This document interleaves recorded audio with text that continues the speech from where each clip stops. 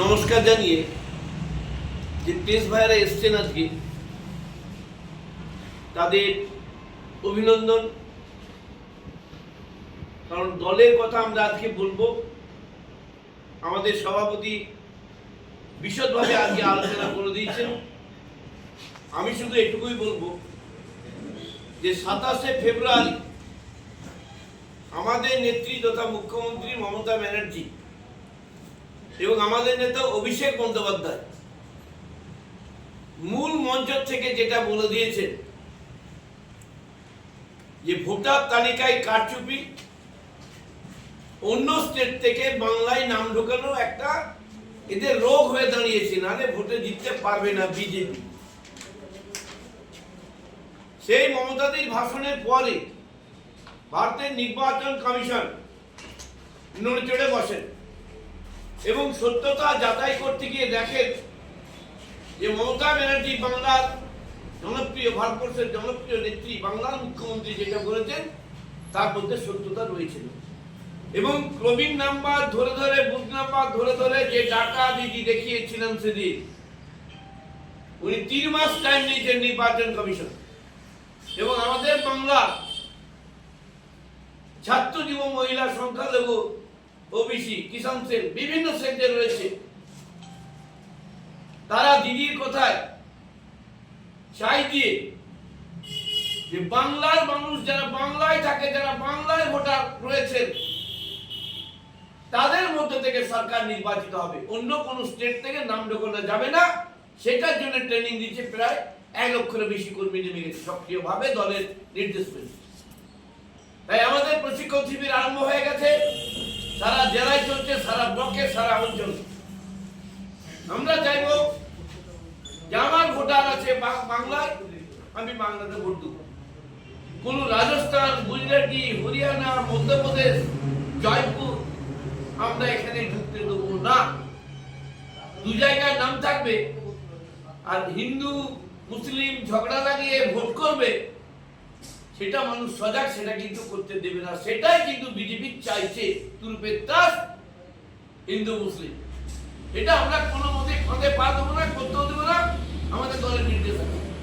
আমরা চাইবো মমতা ব্যানার্জি যে উন্নয়নমূলক কাজগুলি করে চলেছে,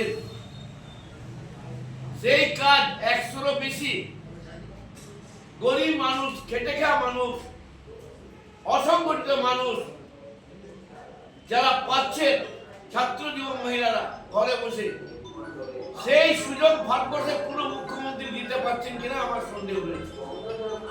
তাই এই সরকারকে টিকিয়ে রাখার দায়িত্ব সারা বাংলাবাসী, আপনার আমার একা না, সারা বাংলাবাসী।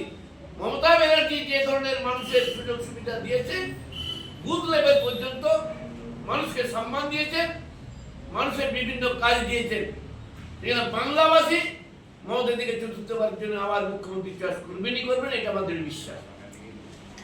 26,000 শিক্ষক, তারা শিক্ষিত সমাজের মেরুদণ্ড, তাদের শ্রদ্ধা জানায়।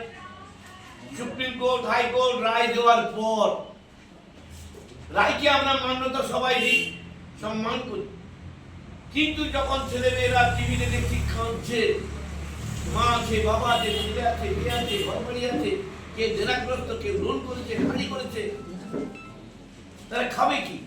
তারা বলছে আমাদের নামটা পেপারে বেরিয়ে যাও, মানে আমরা অসম্মানিত হলাম। এটাও বিজেপি করিয়েছে, জোর গলায় বলতে পারি। সিপিএম, একটা শ্রেণীর কংগ্রেস, তারা দিল্লি গিয়ে শুভেন্দু অধিকারীর গিয়ে অমিত শাহ প্রধানমন্ত্রীর সঙ্গে কথা বলে বাংলাকে কি করে ভাতে মারা যায়, অসম্মান করা যায়, শিক্ষাকে কি উড়িয়ে দেওয়া যায়, যাতে গন্ডগোল পাকে শিক্ষা জগৎটায়, সেই চেষ্টা আপ্রাণ করেছে। মাননীয় সুপ্রিম কোর্ট, হাইকোর্ট গতকাল আবার রায় দিয়েছেন না ডিসেম্বর পর্যন্ত তারা বেতন পাবে। তার মধ্যে থেকে রাজ্য সরকারকে বলেছেন আপনি কিভাবে নিয়োগ হবে সেই প্রস্তুতি তৈরি করে তাদের ব্যবস্থা করুন। তার আগে মমতা বন্দ্যোপাধ্যায়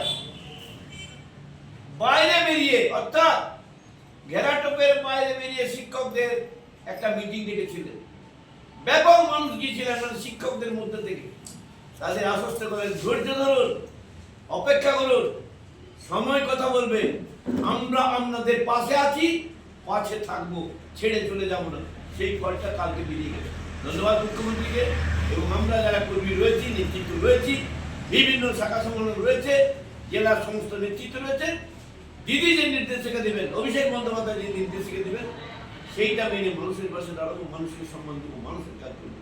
নমস্কার।